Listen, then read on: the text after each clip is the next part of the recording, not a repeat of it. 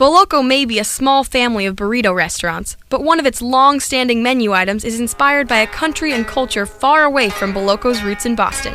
This is Tokyo, Japan. The largest metropolitan area in the entire world, and the source of the inspiration behind the teriyaki burrito. This capital city has had its challenges. Between major earthquakes and World War II bombings, Tokyo has had to rebuild many times. But today, the city is modern and energized, yet still respects traditional Japanese culture. Skyscrapers, bridges, and huge subway stations that span blocks disperse the over 13 million people living in Tokyo. In the last year, over 250,000 teriyaki burritos have been eaten at Boloko. And where does that burrito's culinary inspiration come from? It all started here in Japan. But what is the root of these culinary traditions? That's what we're here to find out. In Japan, teriyaki traditionally refers to a cooking style. In the US, we usually think of it just as a sauce, but cooking in true teriyaki style incorporates much more than that. Teriyaki? Teri means shine, and yaki means grill. Using a specific mix of ingredients. Sake, soy sauce, mirin, which is kind of a sweetener, and sugar.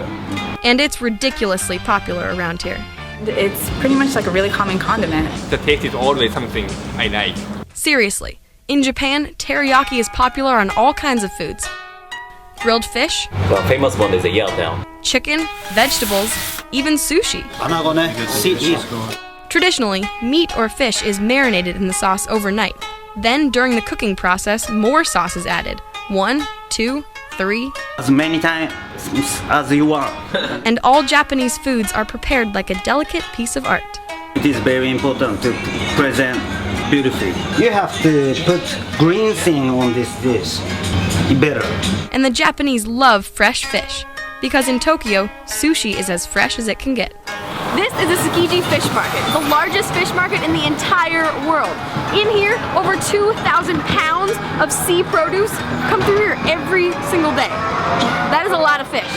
Every day in this market, 450 different kinds of fish and shellfish are sold to 15,000 restaurateurs, including giant tunas that are auctioned off every morning for hundreds of thousands of yen, or thousands of dollars.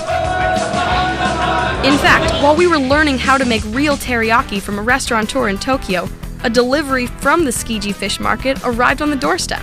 Only a couple hours later, customers would eat this fish for dinner. Now that is fresh. Really, the best part about this fresh fish is eating it. A tuna sushi burrito. Sounds pretty tasty though now. Seriously, we might have to start thinking about putting one of those on the menu. Among these massive amounts of fish and people, the entire city of Tokyo is ridiculously clean. So maybe it goes without saying that people in Japan are polite, and the customer service is amazing. People don't understand the level of customer service here, and I think it's worth experiencing. We agree. While riding in a taxi to a lunch spot, our cab driver stopped the meter, got out of the car, and literally ran us to our destination. Arigatou gozaimasu. And despite struggling to execute proper eating etiquette, no one judged us one bit for our lack of skills. I'm not skilled enough to eat in Tokyo. Like striking out with chopsticks. We are used to eating tightly wrapped, easy-to-hold burritos.